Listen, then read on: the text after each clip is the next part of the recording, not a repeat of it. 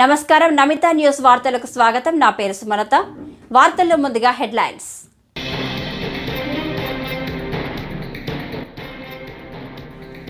వరద ముంపు గ్రామం బాడవలో రాష్ట్ర మంత్రి నిమ్మల రామానాయుడు పర్యటన. ప్రభుత్వం అండగా ఉంటుందని భరోసా.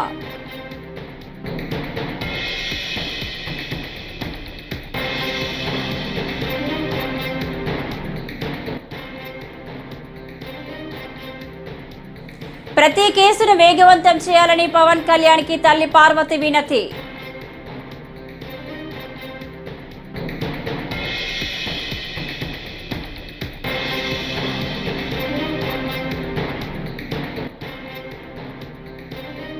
పెన్షన్ల పంపిణీ ప్రక్రియలో జిల్లా కలెక్టర్లు పాల్గొనాలని ఆదేశించిన ఏపీ సీఎస్ నీరబ్ కుమార్.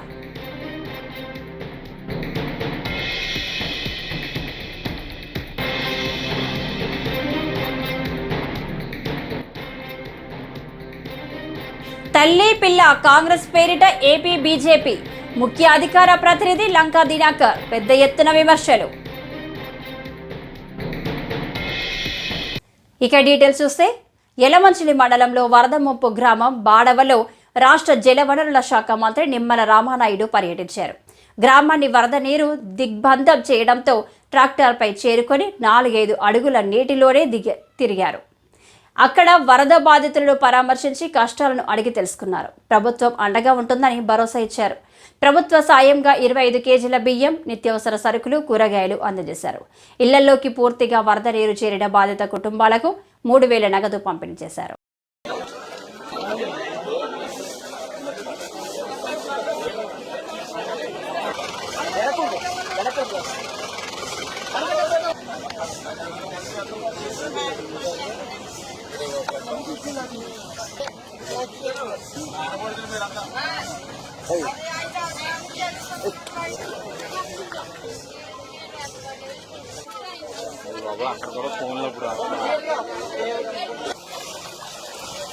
ఈ యొక్క తెలుగుదేశం, జనసేన, బీజేపీ ప్రభుత్వాన్ని ప్రజలు ఏ రకంగా అయితే ఆశీర్వదించారో ఆ రకంగా కృష్ణమ్మ తల్లి కూడా ఈ యొక్క ఎన్డీఏ ప్రభుత్వాన్ని ఆశీర్వదించినట్టుగా ఉన్నటువంటి పరిస్థితి. అందుకే గత సంవత్సరం నుంచి అంత ముందు సంవత్సరం కూడా నిండినటువంటి శ్రీశైలం డ్యాము మరి ఈరోజు దాని కెపాసిటీ 215 టీఎంసీలు అయితే ఈరోజు ఆల్రెడీ 203 టీఎంసీల వరకు కూడా నీటి నిండినటువంటి పరిస్థితుల్లో ఏదైతే దానికి 5 స్పిల్వే గేట్లు కూడా ఈ రోజు ఓపెన్ చేసి కిందకి 1,35,000 క్యూసెక్కుల నీరు నాగార్జున సాగర్ ప్రాజెక్టుకి నిన్ననే విడుదల చేయడం జరిగింది. కృష్ణా డెల్టా ఏదైతే ఉందో వారికి కూడా త్రాగునీరు, సాగునీరు కూడా అందించేటువంటి విధంగా ఏదైతే శ్రీశైలంకి రోజుకి దగ్గర 4 లక్షల క్యూసెక్కులు పైబడి నీరు ఏదైతే వస్తుందో దాన్ని ఆ రోజే మేము క్యాలిక్యులేట్ చేసి రాయలసీమ పూర్తి అవసరాలు తీర్చేటువంటి విధంగా పోతిరెడ్డి పాడు ద్వారా నీటిని మేము విడుదల చేస్తూ ఉన్నాం.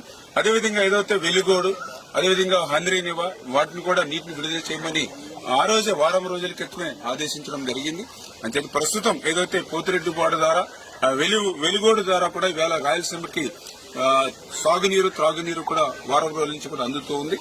కాకపోతే ఏదైతే హంద్రీనివా మాత్రం మరి ఏదైతే వారం రోజుల క్రితం విడుదల చేయమన్నప్పటికీ కూడా ఇంకా అక్కడ కొంత నిర్లక్ష్యంగా అధికారులు కొంత వ్యవహరించినటువంటి పరిస్థితి కూడా మా దృష్టికి వస్తుంది. ఏదైతే గత ప్రభుత్వ వాసనలు ఇంకా పోనటువంటి అధికారులు ఇంకా మోస పద్ధతిలో ఉన్నారు, వాళ్ళందరినీ కూడా ఒక్కొక్కరిని మార్చుకుంటూ ముందుకెళ్తామనే విషయాన్ని కూడా ఈ సందర్భంగా తెలియజేసుకుంటూ గత వైఎస్ఆర్సీపీ ప్రభుత్వంలో ఒక పక్క వరదలు ముంచెత్తినా కూడా కనీసం ఆ రోజున్నటువంటి మంత్రులు గాని, ఆ రోజున్నటువంటి ముఖ్యమంత్రి గాని, ఆ రోజున్నటువంటి వైఎస్ఆర్సీపీ ప్రజాప్రతినిధులు గాని కనీసం అధికారులతో సైతం పెన్షన్ల పంపిణీ ప్రక్రియలో జిల్లా కలెక్టర్లు పాల్గొనాలని ఏపీ సీఎస్ నీరబ్ కుమార్ ఆదేశించారు. బాపట్ల జిల్లా కలెక్టర్లతో వెలగపూడి సచివాలయం నుంచి వీడియో సమావేశం నిర్వహించారు. ఈ సందర్భంగా ఆయన మాట్లాడుతూ పెన్షన్ల పంపిణీలో అక్రమాలకు పాల్పడే వారిపై కఠినంగా వ్యవహరించాలన్నారు. గత నెలలో జరిగిన సంఘటనలు పునరావృతం కాకుండా చర్యలు తీసుకోవాలని కోరారు.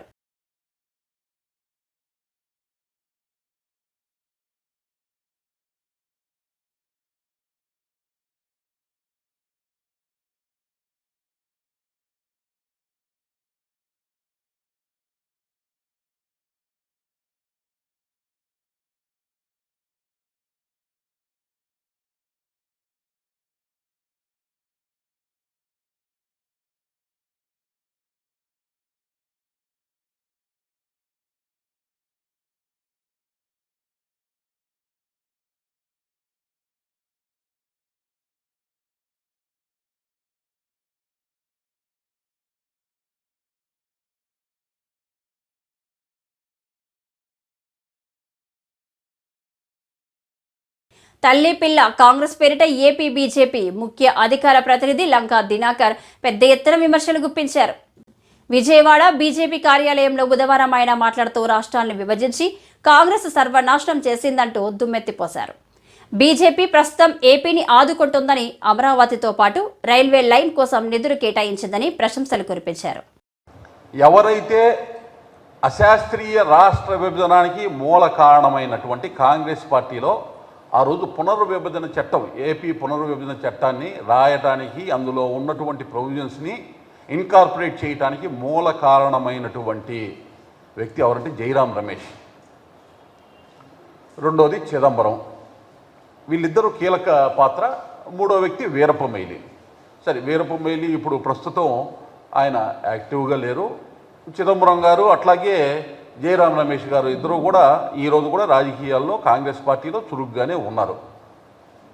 విభజన చట్టం, అశాస్త్రీయ విభజన ఏదైతే తలుపులు మూసి ఆ రోజు విభజన చేసిందో కాంగ్రెస్ పార్టీ, అశాస్త్రీయంగా చేసినటువంటి విభజనలో పొందుపరిచినటువంటి అంశాలు చెల్లని చెక్కులాగే చేశారు. ఒక్కొక్క అంశాన్ని మీరు కనుక గమనించినట్లయితే ఇవాళ ఆయన వచ్చి మాట్లాడుతున్నారు. కేంద్ర ప్రభుత్వ హామీలు ఇప్పుడు ఏదైతే నిధులు గురించి ప్రస్తావించారో చెల్లని చెక్కు అని బ్లంకెట్గా, అసలు ఆయన ఏం చేశాడు, ఆయన ఆధ్వర్యంలో విభజన చట్టంలో ఏం జరిగింది, ఆ అంశాలన్నింటినీ ఎలాగా సవరించుకొని ఇవాళ ఒక్కొక్క పని కార్యదీక్షగా కార్యాచరణలో ముందుకి నరేంద్ర మోడీ గారు ఎలా వెళ్తున్నారనేటటువంటి అంశాన్ని ప్రజలకి తెలియజేయాల్సినటువంటి అవసరం ఉంది. తల్లి కాంగ్రెస్ ఏదైతే ఉందో చక్రవ్యూహ కబంధ హస్తాలతో రాష్ట్రం నలిగిపోయింది.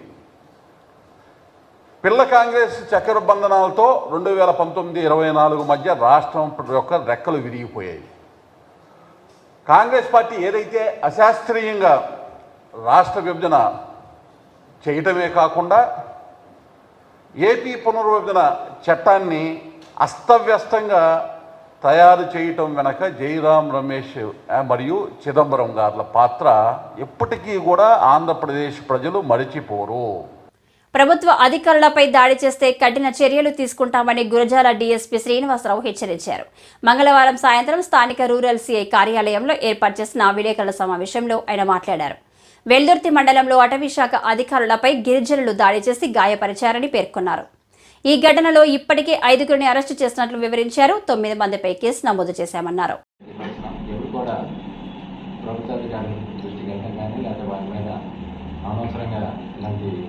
హింసా సంఘటన కానీ పాల్గొనడం జరిగితే మాత్రం ప్రభుత్వంలో ఊరుకోదండి, తప్పనిసరిగా వాళ్ళ మీద క్రిమినల్ కేసులు పెట్టి యాక్షన్ తీసుకుని వాళ్ళందరూ కూడా కోర్టులు పెట్టడం జరుగుతుంది. సమయం పాటించమని చెప్తున్నాం. ఏదంటే ఉన్నతాధికారులు మేము తప్పు చేస్తే మా పై అధికారులు నేను వెళ్ళి మా మీద యాక్షన్ ఇస్తామని చెప్తా ఉన్నాం. కాబట్టి అవకాశాన్ని ఉపయోగించుకోండి.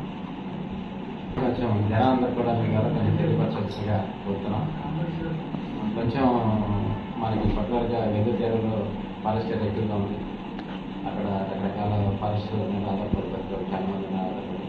అదేవిధంగా చుట్టుపక్కల కూడా బంగామట్టు, దుర్గి, కాకిరాల ఏరియాలో కూడా అడవుల్లో ఉన్న ఎక్కువ ఉన్నారు. కాబట్టి తరచు కొన్ని సంఘటనలు జరుగుతున్నాయని మా దృష్టిలో కూడా ఉంది. గతంలో కూడా జరిగింది. కొంత అసాల్ట్ చేశారు, కొంతమంది చంపేయడం జరిగింది. వాళ్ళందరినీ కొంతమంది పెట్టి వాళ్ళందరూ కూడా లైఫ్ సెక్షన్ యూత్ ఖైదు చేయించడం జరిగింది. అనవసరమైన విషయాల్లో జోక్యం చేసుకొని క్షణికాల విషయంలో ప్రభుత్వ ఉద్యోగుల మీద దాడికి పాల్పడటం మాత్రం ఇప్పుడున్న చట్టాల ప్రకారం కూడా సీరియస్ యాక్షన్ ఉంటుందని మీ అందరిలో తెలియజేస్తుంది. గమనించవలసింది కూడా ఈ కేసులో అయితే ప్రస్తుతానికి ఒక 5 అరెస్ట్ చేసి కోర్టుకు పంపడం జరిగింది. అందులో కోర్టు వాళ్ళు 4కి బెయిల్ ఇచ్చినారు. ఒక అతనికి మాత్రం 12వ తారీఖు దాకా సంబంధించినారు. వాళ్ళ కోసం వెళ్ళారు. అదేవిధంగా దానికి సంబంధించి ఒక లాండ్ కేసు ఒకటి అందులో కూడా ముద్దాలుగా ఉన్నారు 10 మంది. ఇప్పుడు ప్రస్తుతం 4 ముద్దాలు పెట్టారు. అందులో 10 మంది తర్వాత ఉన్నటువంటి పేర్లు అయితే మనం పెట్టలేదు, కానీ ఇన్వెస్టిగేషన్ చేయాల్సింది. వాళ్ళు కూడా వచ్చినట్టు చట్ట ప్రకారం వాళ్ళ మీద వాళ్ళు కూడా చేసి ఇంద్రకీలాద్రిపై జరుగుతున్న ఆషాఢ మాసోత్సవాలు తుది దశకు చేరుకున్నాయి. ఈ నెల 6న ప్రారంభమైన ఆషాఢ మాసోత్సవాలు ఆగస్టు 4వ తేదీతో ముగియనున్నాయి. ఉత్సవాలు ముగింపు దశకు చేరుకోవడంతో ఇతర ప్రాంతాల నుంచి పెద్ద సంఖ్యలో భక్తులు భక్త బృందాలు ఇంద్రకీలాద్రికి తరలివచ్చి అమ్మవారికి సారె సమర్పిస్తున్నారు. సారె తీసుకువచ్చిన బృందంతో కలిసి ఈవో రామారావు అమ్మవారిని దర్శించుకున్నారు.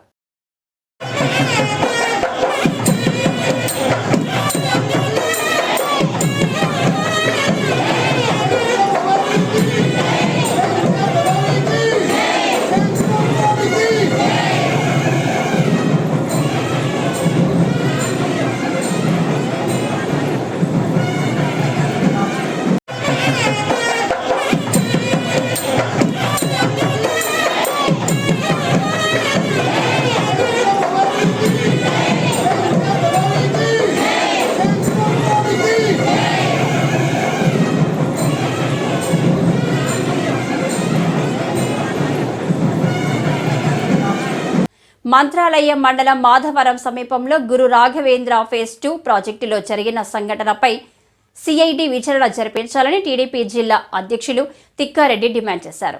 మంగళవారం మాధవరం వద్ద ధ్వంసం చేసిన పంప్ హౌస్ను తిక్కారెడ్డి పరిశీలించారు. ఈ సందర్భంగా ఆయన మాట్లాడుతూ ఈ ఘటనపై సిఐడి విచారణ జరిపి దోషులు ఎంతటి వారైనా కఠినంగా శిక్షించాలని డిమాండ్ చేశారు. మెనూరుకు సంబంధించి ఆయనకు ఒక మానస పుత్రిక ఉంది. అదే గురు రాఘవేంద్ర పులికర్మ. పెద్ద పెద్ద ప్రాజెక్టులు 10 టీఎంసీలు 20 టీఎంసీలు 30 టీఎంసీలు ఎన్ని ఇచ్చినా ఇక్కడి నీళ్లు లేని మా దగ్గర పుట్ట చేతు పట్టుకొని బతికేదానికి మేము పోయేటోళ్ళ దగ్గర ఈ లిఫ్ట్ ఇరిగేషన్ల పేరుతో గురు రాఘవేంద్ర పేరుతో దాదాపుగా గ్యాప్ అప్ అంటే ఒక 60,000 ఎకరాలు అంటే ఎల్ఎల్సి బంద్ అయితే పులికర్మ నుంచి 26,400 ఎకరాలకి చేసిన మహానుభావుడు చంద్రబాబు నాయుడు గారు. అలాగే 4,700 ఎకరాలకు అంటే నిన్న కొంతమంది ఎవరు చేశారో తెలియదు కానీ ఆ స్కీమ్ అంతా ధ్వంసం చేశారు. గురు రాఘవేంద్రని 4,700 ఎకరాలకు నీళ్లు పడతాయి, నదిలో నీళ్లు పోతా ఉన్నాయి. ఇవన్నీ చూసి చంద్రబాబు నాయుడు గారు లిఫ్ట్ ఇరిగేషన్లు ఎంత ఖర్చు అయినా కూడా ఇచ్చి చేసినటువంటి ఘనత ఆయనకుంది. మరి ఎవరికి ఏం కక్ష ఉందో తెలుగుదేశం పార్టీ అధికారంలోకి రాగానే మేము లిఫ్ట్లు తయారు చేస్తాం. ఊదూరు అయితేనేం, మంత్రాలయం అయితేనేం, చట్నహళ్ళి అయితేనేం, అలాగే మాధవరం 1 and 2 అయితేనేం, దిద్ది స్కీమ్ అయితేనేం, పులికానం అయితేనేం, దాదాపు 7 పెద్ద లిఫ్ట్లు, అలాగే కుమ్ములూరు క్యాంప్ అయితేనేం. లిఫ్ట్లు అనగానే చంద్రబాబు నాయుడు ఈరోజు గుర్తుకొస్తాడు. డిపిఆర్ శాంక్షను అలాగే ఎగ్జిక్యూషన్ గ్రౌండ్ చేసి రైతులు నిల్లిచ్చేటువంటి చరిత్ర ఉన్నటువంటి తెలుగుదేశం పార్టీ చంద్రబాబు నాయుడు గారు ఈ రోజున ఏమైందో తెలియదు కానీ కాపర్ దొంగలు కాదు, ఆయిల్ దొంగలు కాదు, ఒక కక్షత పెట్టుకొని ఆ స్కీమ్ అంతా ధ్వంసం చేశారు. దానికి పోలీసు అధికారులు ఈ కేసుల్ని మేము కోరుకునేది ఏమంటే సిఐడికి ఇవ్వమని చెప్పి కోరుకుంటున్నాం. రాజకీయంగా వాడు ఎంత పెద్దవాడన్నా కానీ, వాడు ఎంత ఏ పార్టీ వాడన్నా కానీ, లేక వాడు దొంగలు ఎవడన్నా కానీ వదిలిపెట్టే ప్రసక్తే లేదు. ఎందుకంటే మా రైతాంగం నష్టపోతే మా తెలుగుదేశం పార్టీ మేము ఊపుకునే పరిస్థితిలో లేము. ఎందుకంటే ఎక్కడ చంద్రబాబు నాయుడికి పేరు వస్తుంది, ఎక్కడ తెలుగుదేశానికి పేరు వస్తుంది. అనంతపురం ఎమ్మెల్యే దగ్గుబాటి ప్రసాద్ వివాదాస్పద వ్యాఖ్యలు చేశారు. సీఎం చంద్రబాబుతో మాట్లాడి రాష్ట్ర వ్యాప్తంగా పేకాట క్లబ్బులు తెరిపిస్తామని తెలిపారు. ఇప్పటికే జిల్లా కలెక్టర్ పాత ఎస్పీతో మాట్లాడడం జరిగిందని కూడా చెప్పారు. ఓ ప్రైవేటు కార్యక్రమంలో పాల్గొన్న ఎమ్మెల్యే పేకాట ఆడకపోవడం వల్ల మనిషి జీవితకాలం తగ్గిపోయిందని తెలిపారు. కరోనా టైంలో పేకాట ఆడకపోవడం వల్ల 22 మంది రిటైర్డ్ ఉద్యోగులు మరణించారని పేర్కొన్నారు. ఇట్లా మనకి పేకాట ఆమెలేదు దాదాపు 4 years అయితే తీసేసి కలెక్టర్ గారితో మాట్లాడి ఈ క్లబ్లు ఓపెన్ చేసుకోవడం జరిగింది. దాంట్లో భాగంగా కలెక్టర్ గారితో మాట్లాడడం జరిగింది. అది నాట్ ఓన్లీ అనంతపూర్, చాలా స్టేట్ లో మొత్తం క్లబ్లు చేశారు. సీఎం గారి దృష్టికి తీసుకెళ్లి దీన్ని సాల్వ్ చేస్తామని చెప్పి కరోనా టైంలో దాదాపు రిటైర్డ్ ఎంప్లాయీస్ 5 రూపాయలు తగ్గిందని చెప్పేసి చాలా మంది తెలియజేయడం జరిగింది.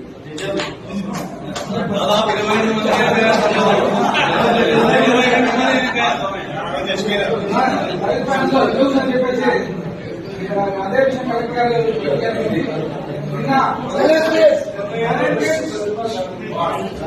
అలాగే పాత ఎస్పీ గారి దగ్గరికి నేను సుధాకర్ బాబు గారు వెళ్ళి క్లబ్ విషయం గారికి తెలియజేయడం జరిగింది. ఆన్లైన్ సేమ్ ఇలాగే అనంతపురం క్లబ్ ఒకటే కాదు మొత్తం అన్ని క్లబ్లను ప్రకటన చేశారు. విజయవాడ తూర్పు నియోజకవర్గంలోని 5వ డివిజన్ క్రీస్తు రాజాపురం సుందరమ్మ వీధిలో కొండ ప్రాంతం వాసుల మంచినీటి సమస్యపై ఎమ్మెల్యే గద్దె రామమోహన్ బుధవారం పర్యటించారు. ఈ సందర్భంగా ఆయన మాట్లాడుతూ గత వైసీపీ ప్రభుత్వం కొండ ప్రాంతాలను నిర్లక్ష్యం చేసిందని ఆగ్రహం వ్యక్తం చేశారు. క్రీస్తు రాజాపురం కొండ ప్రాంతానికి నిధులను వినియోగించకుండా ప్రజలను తీవ్ర ఇబ్బందులకు గురి చేసిందని మండిపడ్డారు. ఇది కొండ ప్రాంతం మొట్టమొదటి చెబుతా ఉన్నాను. కొండ ప్రాంతంలో ప్రత్యేకమైన దృష్టి పెట్టాల్సి ఉంది. ఇవాళ అక్కడ ప్రజలు చెబుతా ఉన్నారు, రాత్రిపూట 12 నుంచి తెల్లారి 4 వరకు నీళ్లు వచ్చే పరిస్థితి ఉంది. ఆ టైంలో కింద ఉన్నాళ్ళేమో మోటార్ లాంచ్ చేసేసి వాళ్ళు నిద్రపోతా ఉన్నారు. ట్యాంకులు నిండినా కూడా మోటార్లు ఆపట్లేదు. పైన వాళ్ళకేమో నీళ్లు రావట్లేదు. వాళ్ళు 5-6 గంటలు ఉన్నా కూడా ఒక బకెట్ నీళ్లు పట్టుకోవడానికి తెల్లారిపోతుందని చెప్పే పరిస్థితులు ఉన్నారు. అందుకే నారా చంద్రబాబు నాయుడు 2014-19 ఈ కొండ మీద 2 ఓవర్ ట్యాంకులు కట్టిస్తుంది, పూర్తి చేయడం జరిగింది. పబ్లిక్ నీళ్లు ఇవ్వడం జరిగింది. మూడోది ఈ ప్రాంతంలో శంకుస్థాపన కూడా చేయడం జరిగింది. ఆ రోజున అపోజిషన్ ఫ్లోర్ లీడర్ గాను లేదా అపోజిషన్ కార్పొరేటర్ గా ఉన్న భవకుమార్ గారు కూడా సమక్షంలోనే శంకుస్థాపన చేశాం. కాంట్రాక్టర్ అలాట్ చేశాం. కాంట్రాక్టర్ కొంచెం పని కూడా చేశాడు. 2019లో ఈ ప్రభుత్వం రాగానే వీళ్ళు ఏం చేశారంటే 25% లోపు జరిగిన పనులున్న కాంట్రాక్టర్ అని బంద్ చేయమన్నారు. దాంట్లో అది బంద్ పడిపోయింది. ఈ 5 సంవత్సరాల బంద్ ఏదైతే చేశారో అది ఇప్పటి వరకు అదే కొనసాగింది తప్ప కొంచెం ఒక ట్యాంక్ కడదామనే ఆలోచన కానీ లేదా ట్యాంక్ కడదామన్నా ఆ గవర్నమెంట్ మీద క్రెడిబిలిటీ లేక టెండర్లు వేసేవాళ్ళు లేక అది ఆగిపోవడం. ఏదేమైనా కూడా వీళ్ళకి ట్యాంక్ నిర్మాణం కాలేదు, చుక్క నీరు పెరగలేదు. ఇవాళ మేము రాగానే మొట్టమొదటిగా ఆలోచన చేసింది ఏంటంటే ఇంకా కొండ ప్రాంతం ఎక్కడైతే నీళ్ళ అవసరం ఉందని, ఈ ప్రాంతంలో అయితే ఇంకా 2 ఓవర్ ట్యాంకులు కట్టినా కూడా సరిపోని పరిస్థితి. ఇమ్మీడియట్ గా మొట్టమొదటి ఓవర్ ట్యాంక్ నిర్మాణం చేసి వీళ్ళందరికీ నీళ్లు ఇవ్వాలి. నా యొక్క కోరిక అయితే కొండ ప్రాంతం వాళ్ళకి 20. శ్రీకాళహస్తీశ్వర దేవస్థాన ఆలయంలో ఆడికృతిక వార్షిక బ్రహ్మోత్సవాలలో భాగంగా మంగళవారం సాయంత్రం శ్రీవల్లి దేవసేన సమేత చెంగల్వరాయల స్వామి సుందరంగా వివిధ రకాల పుష్పాలతో ఆభరణాలతో చక్కగా అలంకరించి ఆలయం నుంచి స్వామివారు బయలుదేరి నారద పుష్కరిణి వద్ద స్వామివారి ఉత్సవం నిర్వహించారు. ఈ కార్యక్రమంలో ఆలయ ఈవో ఎస్ఎస్ఎన్ మూర్తి, ఆలయ అధికారులు, భక్తులు పాల్గొన్నారు.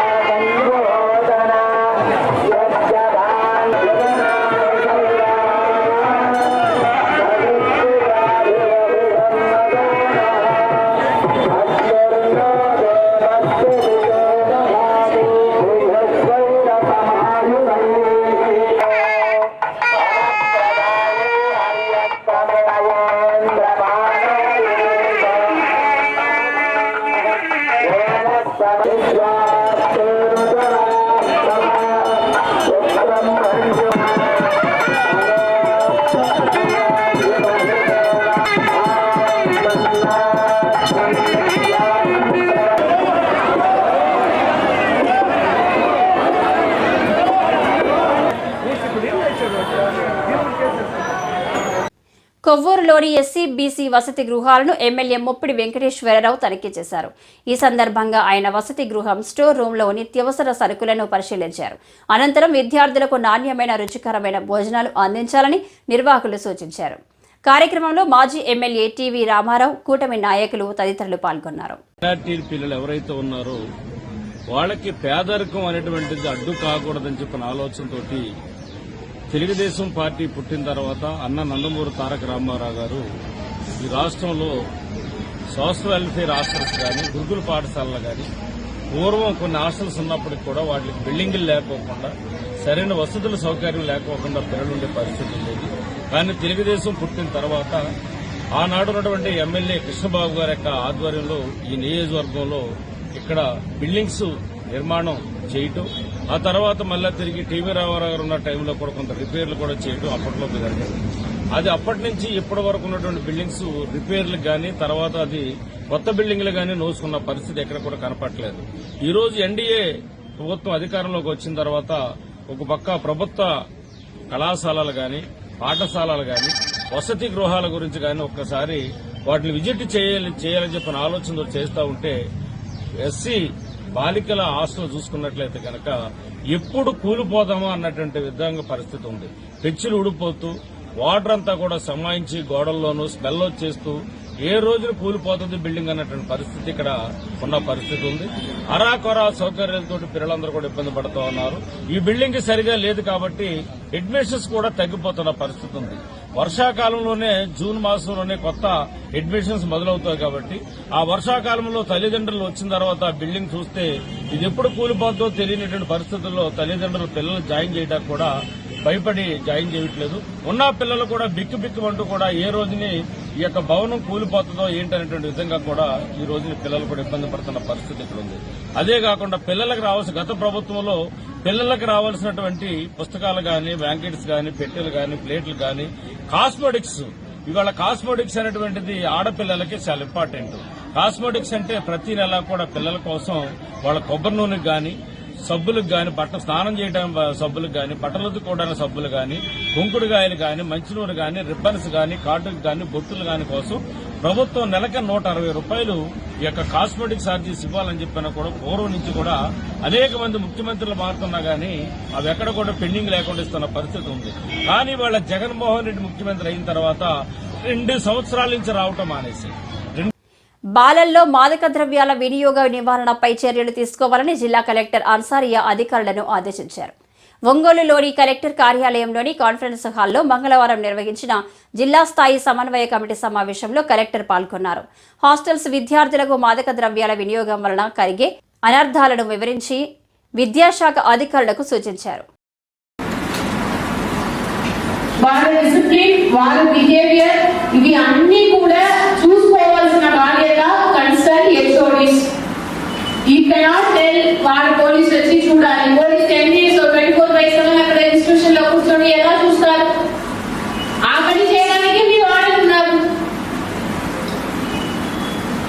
Change your attitude. నా వి మే థింక్ దట్ ఇది ఏంటి ఇష్యూ, పెద్ద ఇష్యూ, ఇక్కడ మీటింగ్ వచ్చాము వెళ్ళిపోతాము ఏదో ఒక instruction. That should not be your attitude. ఎవరెవరు ఇక్కడ ఉన్నారో నోట్ చేసుకోండి. ఎవ్రీ 3 months దిస్ మీటింగ్ అనేది కంటిన్యూస్ గా ఏదైతే children they are very important, especially those children who are in the hostels. వారికి ఎక్కువ ఈ ఆపర్చునిటీ అవకాశం ఉంటుంది. ఇటువంటి వారిని మీరు సరిగా మానిటర్ చేసి మీ ఇంటిలో ఉన్న మీ పిల్లల్ని మీరు ఎలా చూస్తారు, ఎంత మానిటరింగ్ చేస్తారు, అలానే మీ హాస్టల్స్ లో ఉన్న పిల్లలకు మీరు మానిటర్ చేసుకోవాలి. నథింగ్ ఇస్ వారు వార్డెన్స్ నాలెడ్జ్ లేకుండా ఏమి తీసుకోవాలి.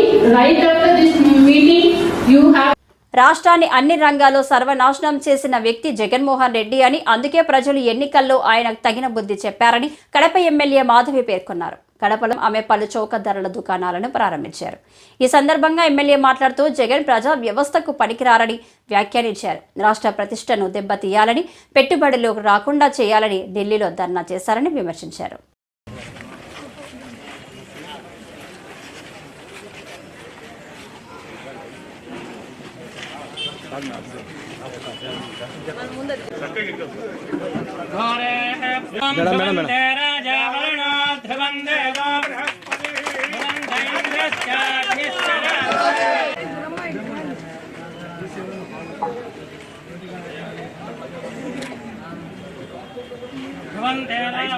वनस्पत्युद्भवैर्दिव्ये नानागन्धे आघ्रे सर्वदेवानां धूपोऽयं प्रकृत्यताम् धूपमाघ्रापयामि मङ्गलदीपं मङ्गल्ये शिवे सर्वार्थसाधिके नेत्र्यम्बिके देवी नारायणि नमोऽस्तुते कर्पूरमङ्गलनीराजनं दर्शयामि नमस्करोमि.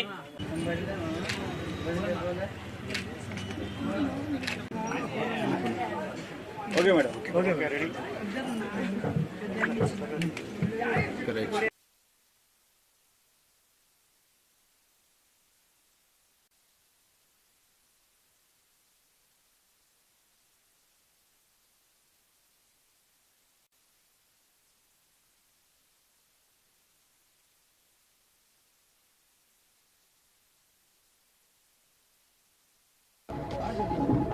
ఈరోజు మీరు ముఖ్యంగా గమనిస్తే తెలుగుదేశం పార్టీ మహిళలకు ఎంత సపోర్ట్ ఉంటుంది, మహిళా సంక్షేమం కోసం, మహిళా స్వావలంబన కోసము, సాధికారత కోసము, సెల్ఫ్ ఎంప్లాయ్మెంట్ కోసము, వాళ్ళని ఆర్థికంగా వాళ్ళకు తోడుండాలనేది స్వర్గీయ ఎన్టీ రామారావు గారి లక్ష్యము. ఈరోజు మనకు ఆడోళ్ళకి ఆస్తి హక్కు కూడా ఎన్టీ రామారావు గారే తేవడం జరిగింది, అందరికీ తెలిసి విషయము. ఆ తర్వాత డ్వాక్రా పథకం అని మొదలుపెట్టేసి చంద్రబాబు నాయుడు గారు మహిళా సంక్షేమం కోసం ఎంత పాటుపడ్డారో తెలుసు. ఆయన మానస పుత్రిక డ్వాక్రా అనేది. ఆ తర్వాత మహిళలకి ఎన్నో సంక్షేమ పథకాలు, మహిళలకి ప్రాధాన్యత. ఈరోజు కడప నియోజకవర్గంలో ఓ మహిళగా నాకు అవకాశం ఇచ్చి ఇక్కడ మహిళ అవసరం ఉంది అనేసి గుర్తించిన మొట్టమొదటి వ్యక్తి శ్రీ నారా చంద్రబాబు నాయుడు గారు.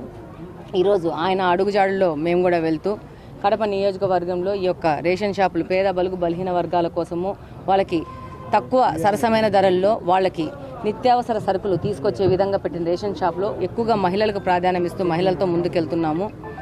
ఈరోజు మీరు గత 5 సంవత్సరాల వైఎస్ఆర్సీపీ ప్రభుత్వంలో చూస్తే ఎలా ఉంది, అంతకుముందు 14-19 సంవత్సరంలో ఎలా ఉంది అనేది ముఖ్యంగా గమనిస్తే 14-19 సంవత్సరంలో రేషన్ షాపులలో రాగి పిండి, గోధుమ పిండి, గోధుమలు, ఉద్దిపప్పు, శనగపప్పు, ఆయిల్ అన్నీ ఇచ్చేవాళ్ళు. ఈరోజు ఈ 19 నుంచి 24 వరకు బియ్యం ఒక్కటే ఇస్తున్నారు. ముఖ్యంగా గమనించాల్సిందంటే ఈ బియ్యం కూడా ప్రధానమంత్రి దగ్గర నుంచి సెంట్రల్ గవర్నమెంట్ నుంచి వచ్చే 5 కిలోల పర్ పర్సన్కి వచ్చే బియ్యాన్ని వీళ్ళు జగన్మోహన్ రెడ్డి తన బొమ్మ వేసుకొని ఈయనేదో ఆయన ఇంట్లో సొమ్ము తీసుకొచ్చేసి జనాలకి ఇస్తున్నట్టు ఒక రకమైన ఒక అపోహ క్రియేట్ చేస్తూ బండ్లో పెట్టి బండ్లలో బొమ్మలు వేసేసి. ఈ వార్తలు ఇంతటితో సమాప్తం. నమస్కారం.